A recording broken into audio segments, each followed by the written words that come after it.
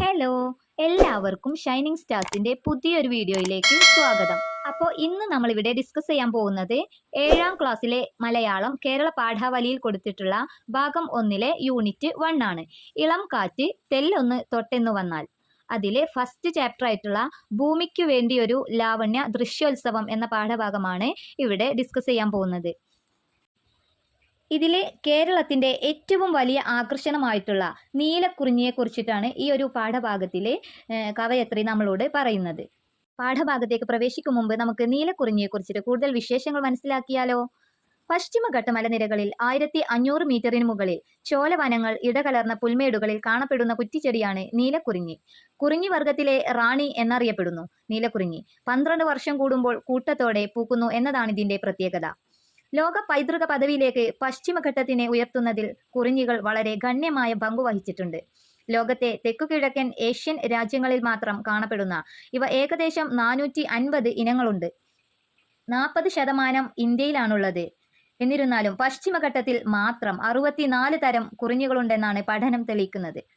സമുദ്രനിരപ്പിൽ നിന്ന് ഏകദേശം 1200 മീറ്റർ ഉയരത്തിലാണ് ഇവ വളരുന്നത്. നീലഗിരിക്കുന്ന്, പളനിമലകൾ, മൂന്നാറിന്റെ ചുറ്റുവട്ടത്തെ ഹൈറേഞ്ച് മലകൾ, ഇവിടെ കുറിഞ്ഞിച്ചെടികൾ കാണപ്പെടുന്നു.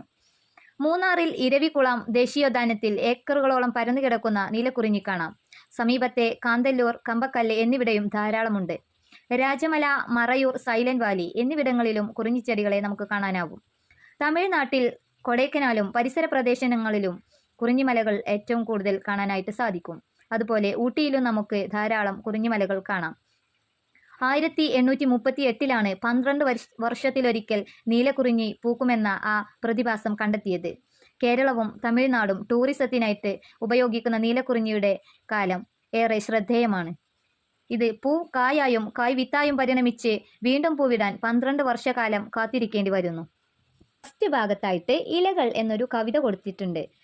ജി കുമാരപിള്ള വനപർവം എന്ന കവിതാശേഖരത്തിൽ നിന്നും എടുത്തിട്ടുള്ളൊരു കവിതയാണ് ഇതിൽ കൊടുത്തിട്ടുള്ളത്. ഉണങ്ങിച്ചുളിഞ്ഞും കരിഞ്ഞും ഒരിഞ്ഞും ദ്രവിക്കാനിരിക്കും മരക്കൊമ്പു കാൺകെ മഴക്കാറു കൊണ്ടു മഴത്തുള്ളി വീണു മരച്ചോട്ടിലിങ്ങോ മഴത്തുള്ളി തൊട്ടു മഴത്തുള്ളി തൊട്ടോരു മഹേന്ദ്രജാലം തരിച്ചു തുടിച്ചു മരക്കുമ്പിളിങ്ങും മരിക്കാനിരിക്കും മരക്കൊമ്പു തോറും കുനുത്തു കുരുത്തു മുളപ്പായ് പൊടിപ്പായ് കുനുത്തു കുരുത്തു മുളപ്പായ് പൊടിപ്പായ്.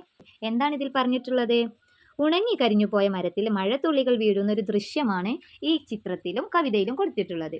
ഉണങ്ങിക്കരിഞ്ഞു പോയ മരക്കൊമ്പുകളിൽ ആദ്യമായി മഴത്തുള്ളികൾ വീഴുമ്പോൾ ഒരു മഹാ ഇന്ദ്രജാലമാണ് സംഭവിക്കുന്നത്.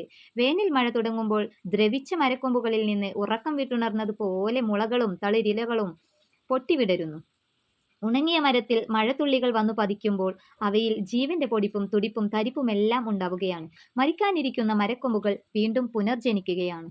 അപ്പം ഇതൊക്കെയാണ് ഈ കവിതയിൽ കൊടുത്തിട്ടുള്ളത്. നമുക്ക് പാഠഭാഗത്തിന്റെ ചെറിയൊരു വിശദീകരണത്തിലേക്ക് പോവാം. സുഗതകുമാരിയുടെ മുൻമൊഴി എന്ന ലേഖനത്തിൽ നിന്നെടുത്ത ഒരു ഭാഗമാണ് ഭൂമിക്കു വേണ്ടിയൊരു ലാവണ്യ ദൃശ്യോത്സവം എന്ന പാഠഭാഗം. പ്രകൃതിയുടെ അതിശയകരമായ സൗന്ദര്യത്തെയും കിഴക്കൻ മലനിരകളിൽ 12 വർഷത്തിലൊരിക്കൽ മാത്രം പൂത്തുലയുന്ന കുറിഞ്ഞിപ്പൂക്കളുടെ വിസ്മയകരമായ കാഴ്ചയെയും സുഗതകുമാരി ലളിതമായ വാക്കുകളിലൂടെ ചിത്രീകരിച്ചിരിക്കുന്നു. നീലക്കടൽ പോലെ പരന്നു വിടർന്നു നിൽക്കുന്ന പൂക്കളുടെ കാഴ്ച ഒരു ഉത്സവത്തിന്റെ ആവേശം സൃഷ്ടിക്കുന്നു.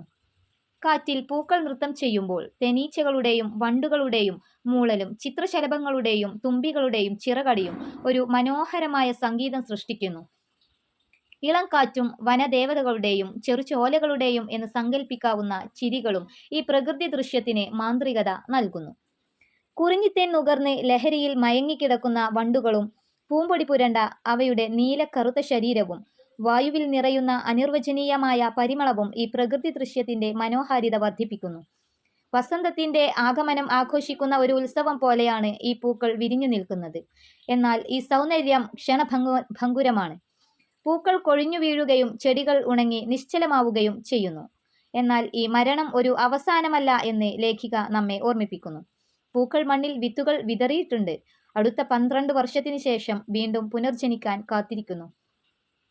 പ്രകൃതിയുടെ നാശവും പുനരുജ്ജീവനവും തമ്മിലുള്ള നിരന്തരമായ ചക്രത്തെക്കുറിച്ച് സൂചിപ്പിക്കുന്നതിനോടൊപ്പം നശിപ്പിക്കുന്നവർക്കല്ല, പ്രകൃതിയെ ആരാധിക്കുന്നവർക്കും ഭൂമിയെ സ്നേഹിക്കുന്നവർക്കുമാണ് ഈ സൗന്ദര്യം സമർപ്പിക്കപ്പെട്ടിരിക്കുന്നത് എന്നും സുഗതകുമാരി വ്യക്തമാക്കുന്നു.